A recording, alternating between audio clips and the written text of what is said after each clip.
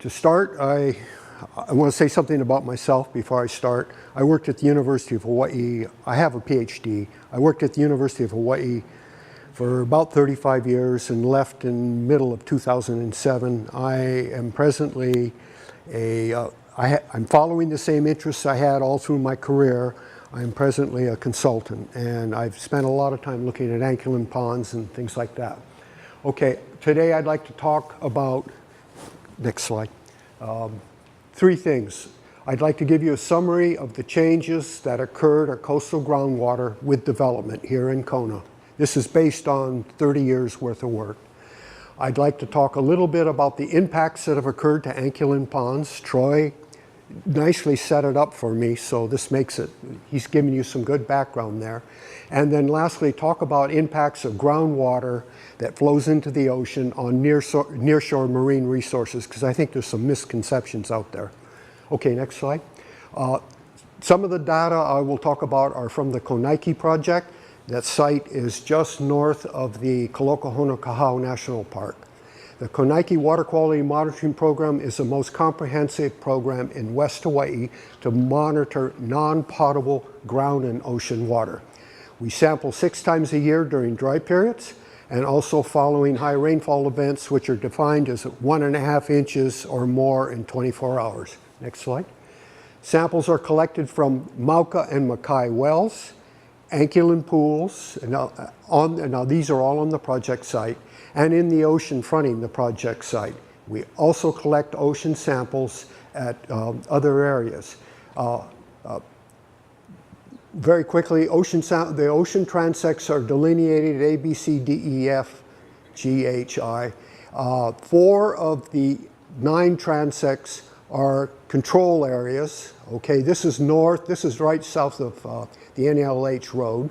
And transects start at the shoreline and go 500 meters out. 8 samples are taken along each transect. Then there are 5 transects fronting the project site, which is defined right here. And south of the project site is the Keauhou National Park. 3 transects are located there offshore of the park. Next slide. Each survey collects about 110 samples. The sampling started in 2005 and is continuing up to today. So we have pre-construction data and during construction data, and there have been 57 surveys, and I'm reporting on almost 5,700 samples, so it's a sizable data set. Parameters measured are those that are required by the Department of Health. Next slide.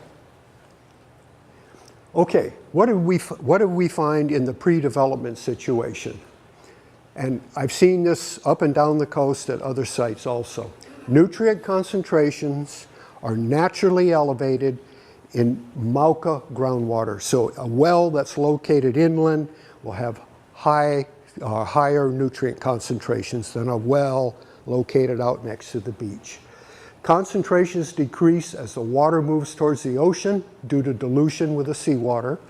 Concentrations may be modified up and down by physical and biological processes in the ancholine pools. Okay? Nutrient concentrations vary tremendously through space and time. At some locations, concentrations are naturally elevated, and at others they are low, but all of them show high variability through time, so it bounces. Okay, next slide. During development, same facts hold. Concentrations are high inland and decrease as groundwater travels to the sea. But development temporarily adds nutrients primarily during the establishment of golf course turf. And high concentrations then in that situation are usually seen in the ancholine pools that are usually seaward of golf course development. Okay? And this is an example of some data from Keauhou. This is the mean nitrate nitrogen concentration of all the pools that we sample through time, starting 2005 going up to today. And basically, in the pre-development, it was low, like this. They started golf course construction in June 2007. They completed in October 2009. The latter part of golf course construction typically involves what they call the grow-in period of turf. So the golf course turf needs to become established. Irrigation rates and fertilization rates go up. Boom, fertilization rates are up, obvious here. and they get through with grow in, and boom, right back down. So this gives you an idea of what goes on. Okay, this is just nitrate. Okay, next slide.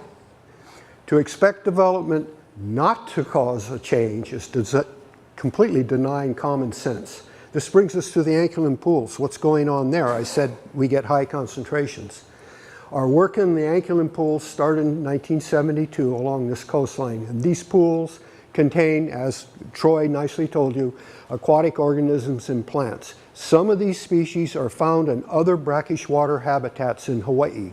These are epigeal species. They all live in the lighted portion of the pools. Okay, next slide. Other species found in the alkaline pools are what are called hypogeal species. These are primarily the rare shrimps and things that Troy showed you. Hypogeal species live not only in the lighted portion of the pools, but in the subterranean groundwater beneath. Okay, so the hypogeal species are only found in the alkaline system and not in any other aquatic habitat. Okay? Many of the hypogeal species are rare and are known from just a few locations. Next slide. Example of an alkaline pool. Next slide. Okay. Does development impact the pond biota? Coastal development changes the quality of groundwater, and sometimes these changes are quite large. Do these changes impact the aquatic biota? I say no for three reasons. The first is the changes are often less than those found at some non-developed sites. Remember I told you that Mauka groundwater at some locations has very high nutrient concentrations, and those concentrations exceed what we find on these developing sites. Okay, next slide. Okay, the second reason is that when nutrients are in excess, adding more doesn't cause a response. And thirdly, the native alkaline biota have evolved in this system where there is high variability in nutrient concentrations, so they are insensitive to the changes at the concentrations we have measured in our studies. Next slide. Here's an example of an alkaline pool with a golf course behind and surrounding it. This pool has a native biota in it, so it doesn't mean that golf courses kill everything in the pools. Okay, next slide. Well, the take-home message is alkaline biota have evolved under a highly variable environment insofar as water chemistry is concerned. This is why these organisms are insensitive to the concentrations we have measured in our Conoco studies. No decline or impact has been found in the biota at our project sites connected with water quality. Next slide. This is a plot of the mean shrimp counts taken in all the alkaline pools through time, starting in 2005 up to present. And you can see the counts just jump all over the place, but you fit a regression line to it. That line is essentially flat. It has a zero slope. And what that tells you is that you have no real significant change going on in this data set. So there's no real problem at this point. Okay, next slide. Okay, well, what impacts the biota?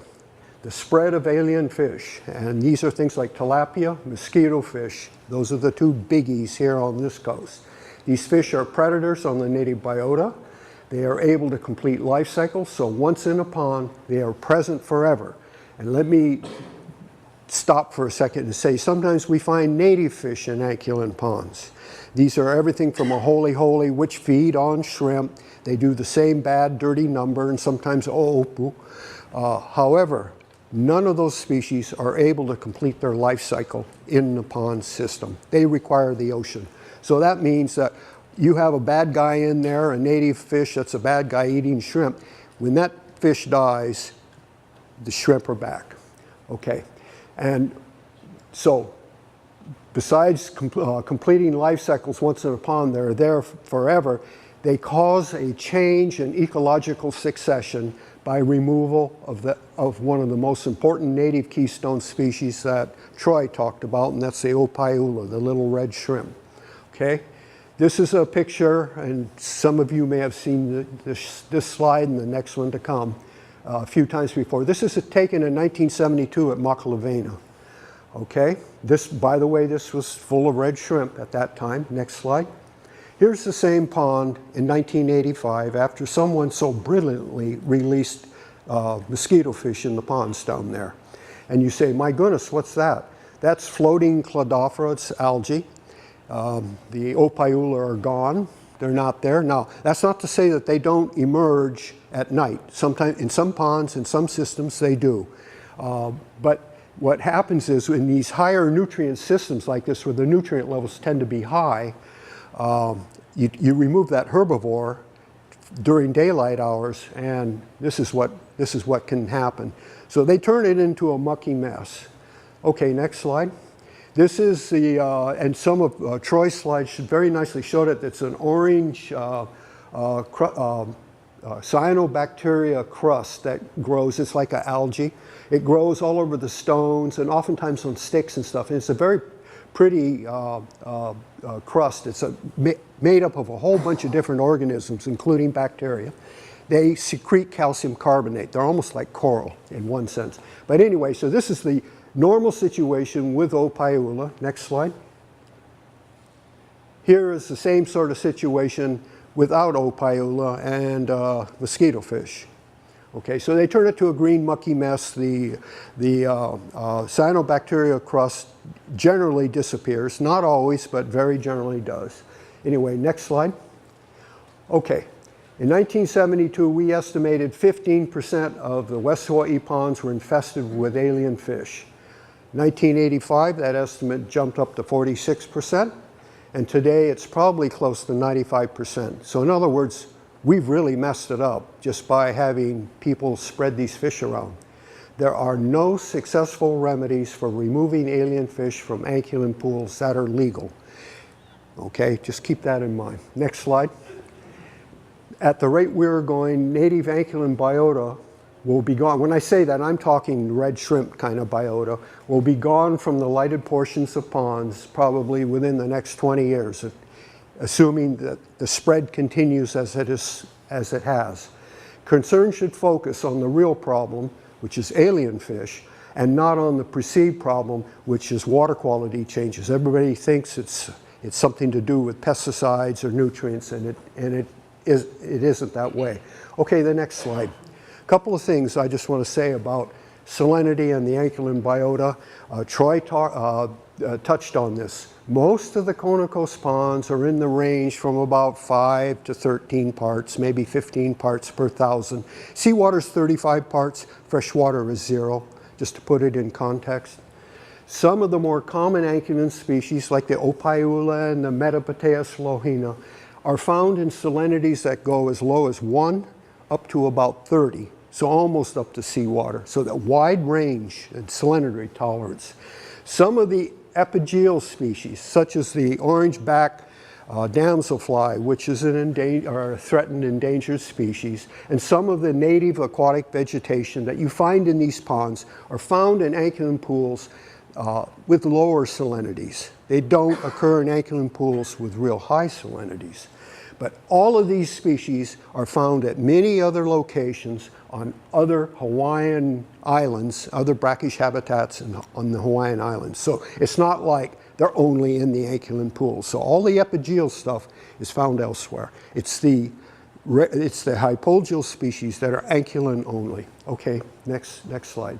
The very rare hypogeal shrimp are found exclusively in ponds with salinities, Troy said 20, and yeah, somewhere between 15, 20 up to around 30. And some of them are known from only 1 or 2 ponds. Those are the only places we know where they occur. And this is partially because we have no way to get underground and sample. Okay, so any increase in salinity in Kona Coast anchurin pools due to overuse of fresh water, which is not what I'm advocating, okay, but if that were to happen, would increase the available habitat for these rare species if alien fish are absent. But of course, most of the ponds already have alien fish. Okay, next slide. I want to talk just for a couple minutes about submarine groundwater discharge. And I'll just use the term groundwater discharge. Okay, next slide. Groundwater discharge from land going into the sea has lower salinity. So In terms of physical characteristics, it initially overlies seawater when it flows into the ocean. Wind, waves, and currents serve to mix it with the underlying seawater. Okay, this is not rocket science. Nutrient concentrations are greater in groundwater relative to seawater. Okay, so there's a dilution going on. Next slide. Corals, and I saw some stuff that sounded quite wrong to me, so I'm saying this out loud. Corals are stenohaline, and what do I mean by that? It means they cannot tolerate fresh water. Okay? Low salinity water is no. Well, you say, how low? I'm going to go back close to 80 years, almost 100 years, to some experimental work by a guy named Edmondson. You reduce the salinity from 35 parts, that's normal seawater, to 1/2, so about 17 or so. Killed all 23 Hawaiian coral species within 6 days in his experiments. Most were dying within 1 day. You drop it 25% reduction, it killed 15 to 21 species, bingo. So corals can't take low salinity water. Now we got a lot of groundwater that flows out here and you say, what's going on? Basically the corals, by and large, don't see, if you will. They don't come into physical contact with that low salinity water. It gets mixed. Okay, next slide. Higher nutrient concentrations in the groundwater can enhance the growth of limo, and it can also enhance the growth of corals. Corals have unicellular algae that live in their tissues. That's what gives them their color. You notice there's a lot of variation in color. That's unicellular algae. It's zooxanthellae is the name of it. Big word. Single cell algae, and higher nutrient levels allow that algae to grow and provide food for the corals. There's a symbiosis that goes on. They live within the tissues of the coral and they're protected from getting devoured. However, obviously if nutrient concentrations get too high, negative impacts could occur to the corals. Okay, so groundwater discharge serves to, there's another factor here, serves to attract many marine fish species, young primarily, so keikis, a holy, pua, which is your ama, your mullet, small ava, papio, moili'i, and so on. They're attracted to groundwater. Okay, next slide. Where the groundwater enters the sea at discrete points, such as a stream mouth, okay, a muliwai, or through a channel cut from a fish pond into the ocean, a makaha. Small fishes of these species and others will follow the lower salinity gradient and swim inland, okay? And primarily, it's believed for seeking food and shelter from predation by larger fishes, okay? Well, we don't have any muliwai in this aquifer that I'm aware of, unless some of you guys know where there's a stream coming in and I haven't seen it. We've got a few makahas, but we have plenty of diffuse groundwater discharge along much of the coast. So the groundwater discharge that people have talked about at Keauhou is not necessarily unique. And I'll give you a little bit of data, okay, comparing some data from Konaiki to the national waters fronting the national park. So this is looking in the ocean water at Konaiki and comparing it to what we have in front of the park. Mean salinity is significantly less offshore of the park, okay?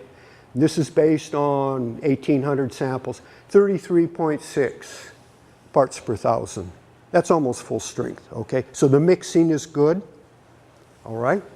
At Konaiki, it's 34.6. It's one point higher. This is overall for the last 10 years or so. And that's almost 2,500 samples. And the reason is simply because there's greater groundwater flow going on in front of the national park than there is relative to Konaiki, okay? However, there are no significant differences. If we start talking about temperature, and I know there was some comments made previously about temperature, how important it is to the corals in front of the park. Konaiki, the mean temperature is 25.6 degrees centigrade, that's about 78 Fahrenheit. And in front of the park, it's 25.5. Oh, it's 1/10 of a degree lower through all that data that I just mentioned. So the corals offshore of the national park are not being kept cool by fresh water any more than anywhere else along this section of coast. And keep in mind that fresh water will kill corals. And I want to end by one last thing that I didn't put in the slide. It's to give you some comparisons of, well, gee, what's the salinity elsewhere? I know Waikoloa is outside of this particular aquifer, but 22 years of data at Waikoloa in the marine water, the grand mean salinity is 32.8. Hey, that's even lower. At Keauhou, which is right on the border, the northern border of this aquifer, 33.0. And Kavalaloa Cove, which is at the far south end in Keauhou Bay, is 33.7. Okay, so fresh groundwater flow into the ocean is common. It occurs all up and down the coast. Thank you. My name is Dwayne Kanuha. I've been involved in planning since 1975. This is my third tenure with the Hawaii County Planning Commission. There's a lot of you on some of the commissioners and staff that I've known for over 35 years or so. During my breaks on that administration, I also served as a Big Island representative on the State Land Use Commission. I was on the commission from 2005 till 2011, and I chaired the commission from 2008 to 2009. So with that, we were asked, the planning department was asked to present a discussion on the authorized plan use component of the designation petition, and also as it related to the groundwater designation criteria. Okay, so this is the criteria the commission is going to use to determine whether or not this petition by the National Park Service should be considered. It's only one of several criteria that you need to look at. Next slide. And this is the definition of authorized plan use, which means the use of projected use of water by development that has received the proper state land use designation and county development plan, community plan approvals. Now, because of my experience with the State Land Use Commission, I'm taking this and the county is taking this to mean that this designation is any designations that would change property from a agriculture or conservation district into the urban district. That's the way we're operating under this. And as it relates to this, this phrasing of the definitions, as I go through the county process, I think you're going to see that instead of how it reads like this, where it appears there's two levels of approvals, it actually is one. The county only has one component, a combined component that we look at when we present testimony before the Land Use Commission as it relates to proper state land use designation. Next slide.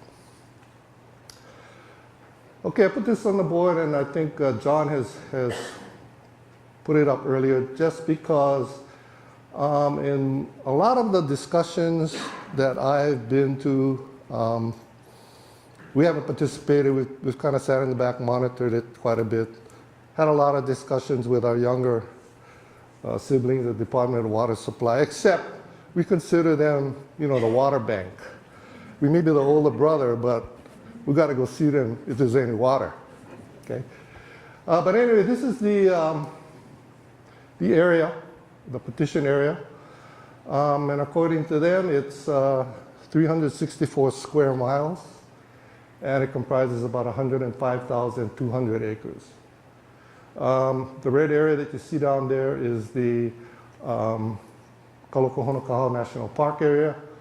That's about 500 acres, the way I understand it. So that gives me some reference, and I think it'll give you some reference in terms of the extent of the designation. And as we go through the rest of the slides, I think you'll see where the county policy planning has gone throughout the years. Next slide, right. Okay, this slide is taken from the Hawaii County Charter, and it spells out the requirements for a general plan for the County of Hawaii. Some of the things I've outlined relate to components that come into play when questions may be raised in terms of, well, how does what happens with the general plan relate to considerations for the public trust as it relates to different kinds of resources throughout the island. So you can see there's some language in there that provides the balance, proper conservation of natural resources, preservation of natural beauty, historic sites, etc. The county charter is actually the constitution for the County of Hawaii. It's our highest document. And as such, the general plan is right up there with some of the basic tenets of this county. Next slide. Now, within the general plan itself, it started off when it was adopted back in 1972. The first general plan was adopted in 72. But at that time, it had 12 different component elements. And it was developed as a policy plan, which means that it doesn't tell you precisely what to do, okay? And one of the key elements in the plan is the land use pattern identified as a land use pattern allocation guide map, LUPAG map, okay? This gives you an idea of what it's supposed to be doing, to provide a broad, flexible design to guide the direction and quality of future developments in a coordinated and rational manner. Next slide. An associated section of the same description of the LUPAG map talks about the factors that you need to look at in determining this broad direction of this overall policy document. Thanks. Okay, so what I have here is a depiction of what the general plan looked like, the LUPAG map in 1989, and what it looks like now in 2014. And I think you can see that the general development plan, the crosshatch area is urban expansion, designation for urban expansion. As you can see, the general components are still the same. But what you can, in the area, again, I put the aquifer on there because it seems like the discussion is only focused on what's going on up there. But the aquifer itself goes all the way down, past Keauhou. So it takes in a lot more land area than, in my opinion, has been the topic of discussion thus far. In 1989, you can see a couple of components in there where, for industrial, those who've been around a long time know there was old landfill, and that has moved away. The airport itself has moved out here, whereas it was right in Kailua. And I don't know if you can see this map really good, but in the area of Honokahau, the general plan designated an area for resort use at that point in time. Fast forward to 2014, as you can see, first, the thing that's most evident is the urban expansion has now filled out into this yellow, which is low density residential use. This is over out by the airport, Kaiminani Drive. That blue area there is university use, where the university is now moving out towards that side. And the area for resort development here that now shows up as open space.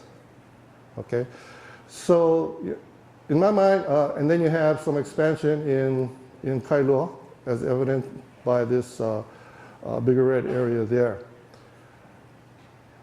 Again, what this shows is that the plan itself lays out something broad, and then over time it adjusts to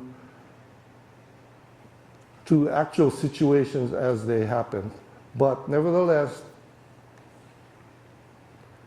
the areas, the direction, the guidance, is still pretty consistent. Next slide. Okay, in 2008, the Hawaii County Council adopted the Kona Community Development Plan on the ordinance, under this ordinance that you see here. The Community Development Plan is a second layer in the county's planning hierarchy. Okay, we have the policy plan, which is the general plan, the umbrella on top.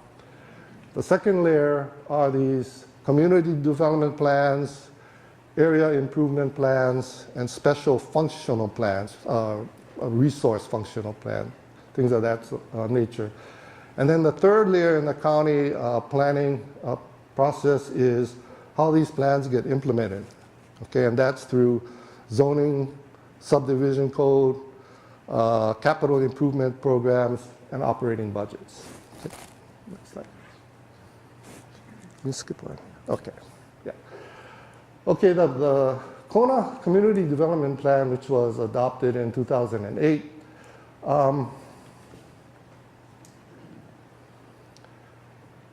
basically started concentrating development into these various nodes. The basic concept is a transient-oriented district, and those are broken up into neighborhood district components. The objective here of this plan was to, rather than have development sprawl occurring around transportation components, to concentrate them into a more orderly fashion, again, based on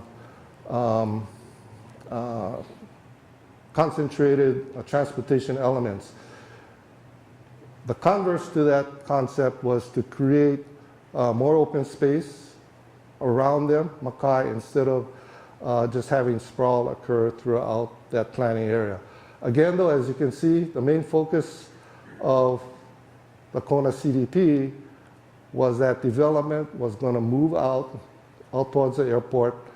And then, next slide. Oh, okay, back again. Okay. And so this blue line here represents the urban development area for the Kona CDP. Next slide. Okay, this here is a shot of HRS 205-17, the Land Use Commission decision-making criteria. And again, what I've highlighted is some of the components that the Commission must specifically consider before approving land use designations from agriculture or conservation into the urban district. Okay, and what I did is I've highlighted these considerations, which basically mirror those considerations that need to be looked at in terms of how do you address the issue of public trust resources and uses. Okay. What's key here is this component here, which means that the Land Use Commission, in making their decisions, shall specifically consider the county general plan and all community development or community development plans adopted pursuant to the county general plan as they relate to the land that is the subject of the classification petition. So what this means, it goes back to the earlier slide where it's not a linear consideration as it relates to approval of or recommending approval of a state land use boundary change, the authorized planned use component, and a separate approval of the county community development plans. This means that when the county goes forward with supporting or not supporting a petition, an urban designation petition, that it will only do so if it's consistent with the general plan. And because the community development plans are also implemented under that envelope, the urban petition is already consistent, okay, when we support something for the general plan. Next slide. Okay. This is a slide that shows what our urban area is. Just a step back, though, in terms of the petition by the National Park for this. And that is beginning in early 2000, the National Park began participating in the Land Use Commission process. I believe they testified for a petition, I believe it was a TSA petition out in this area, I believe, to go to an urban district. And their testimony was in relation to the acceptance of an environmental impact statement. Now, along with documents that the Land Use Commission needs to consider, besides the county general plan and community development plans, in almost all cases, petitions for reclassification almost always end up doing a full environmental impact statement. And as you know, that addresses some of these public trust components in there as well. The national park apparently was not satisfied that their input was being seriously considered on the acceptance or the non-acceptance of the EIS document. So they ended up participating in the proceedings. They entered the proceedings as a party. The Land Use Commission proceedings are contested case, quasi-judicial. What that means is that they're required parties to the petition. The county in which the petition is done is an automatic party. The Office of State Planning is a party, and the petitioner is a party. However, parties who can show standing to participate can also be accepted by the commission to participate. So on that particular document, the National Park Service participated. I believe from what I read that some of their points were considered. By considered, I mean because the proceedings are contested case proceedings, each decision and order has to be accompanied by findings of facts and conclusions of law. So in terms of whether or not the public trust components of these approvals had been considered or not been considered, in my opinion, because of the contested case process, you know, it's pretty, you know, it's pretty precise. You know, it's not like you have a public hearing and the decision is based on, yeah, I thought about it. You know, I thought about what this means as it relates to the public trust, or I thought about it a lot, or we thought about it.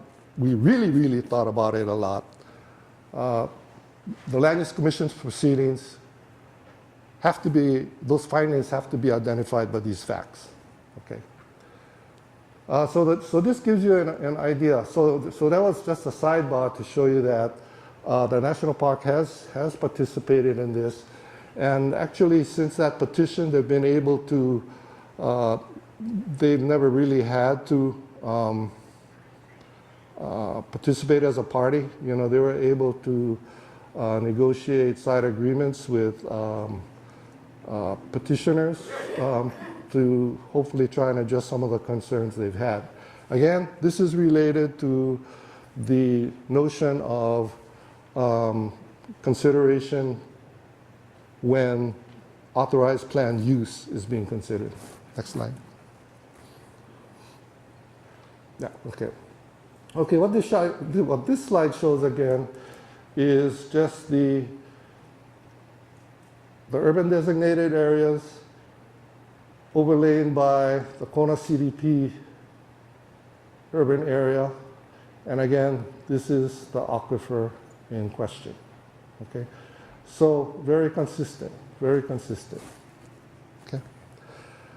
This chart shows a list of projects that are authorized, in our opinion, authorized. We've taken it a step further. These projects are projects within the Kona urban area of the CDP and the general plan that have received not only state land use designations, but have also received county zoning approval to the county council. Okay. And what this listing is all the projects within, since the adoption or prior to the adoption of the Kona CDP within the aquifer area. So these projects up here, I can't see this far.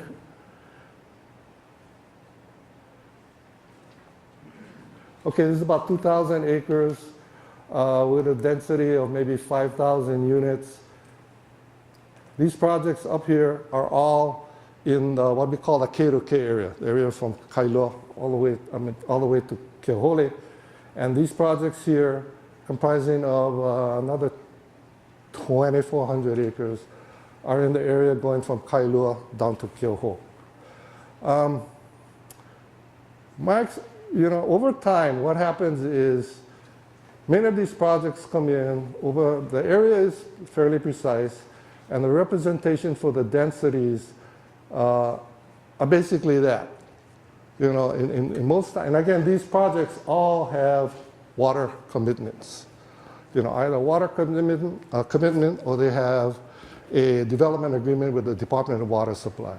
None of these projects go forward with a favorable recommendation by the county to the Land Use Commission if they don't have water commitments. No water commitments, you're not going forward. If you have some kind of agreement, that agreement or commitment, it depends on what kind of agreement it is with the Department of Water Supply, but that's good all the way through the rezoning stage, okay? Which, if you proceed further down the road, you either build a project, build it out of the ground, or you subdivide it and the development goes forward that way. So there's a connection there that you have to have water. Water has to be available before these projects can go forward. And again, that's why I say the way we function, water supply is like a water bank. I mean, if they say there's no water, then no go. Okay. Next slide. Okay, this is an example of other proposed projects in the area that don't have authorizations for water, or they're projects that we know about but may not have even gone that first step, authorized plan use. For example, this project here has a development agreement with the Department of Water Supply, but they're still doing their EIS to go to the Land Use Commission. Okay. This project here, they've gone through the LUC, but they have no agreement with water supply. So that's an example of projects that we know about that are kind of in the works, but either they have water or they don't. That's our linkage to the department. Okay, next slide. Okay, so in conclusion, very simply, land use and water availability go hand in hand.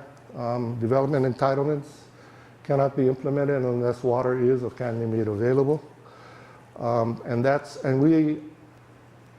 All we get is they have water or they don't from the Department of Water Supply.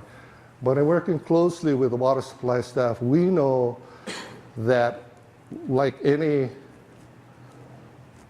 financial institution, they're always looking at what do we have left in reserve. And they're not going to be giving out water to the extent that they know they have nothing coming back. We also know that they're also, in terms of what the actual numbers are, what the science is, how that all evolves, that they work really closely with the staff over at the Commission on Water Resources, okay? The second component there, the state and the county public trust requirements are just clearly early in the land use entitlement process during the authorized plan use component of the process. And I think I kind of covered this a lot. I showed you where there's references to the public trust considerations all the way from the general plan to the land use commission criteria within the community development plan. And we keep on going forward with that as it moves through the rest of the process. And finally, we believe isolated water conflicts should not be the overriding basis for designation, okay? I want to share with you something that occurred before the last site visit of the commission, and that was the mayor and I have been quietly watching this situation, over time, over months. We've had several sessions with the water supply staff. But prior to the October 9th commission meeting here, the mayor decided to call his high-level staff, the managing director, myself, our corporation counsel, project folks from the Department of Water Supply, the manager, deputy managing director and stuff. And we invited the national park to come in kuka, talk story with us at the mayor's request, and they did. We believe we had a real good session that was out here in Kona. The mayor, if you know anything about him, he has a background as a litigator, but his first inclination is always to kuka, always to see whether or not there's some way we can resolve the issues, before we take off the gloves. So it was at that meeting that he advocated to the national park, is there something here we can kind of find some middle ground on and go forward with that? My recollection is there were some participants from the national park who were kind of inclined to do that. There were others who were not so inclined. And so we left that meeting with an open-ended understanding that, well, perhaps we'll get together again and continue these discussions, I think even prior to this particular visit. Regretfully, at least from our standpoint, but I don't think the mayor will give up trying at this, but the National Park Service basically said there was nothing on the table, so they didn't believe there was any further discussions, or nothing could be accomplished by continuing discussion. So here we are, we're out today, and I just wanted to convey that message to you that from our standpoint, from the county standpoint, we're continuing to reach out to see whether or not there's some middle ground we can accomplish here. The water supply has some ideas of what that could be, and I'm sure some of the council people who are here today would certainly welcome, something that maybe could be implemented through the county council to make, provide the same kind of maybe threshold requirements that the Water Commission currently has.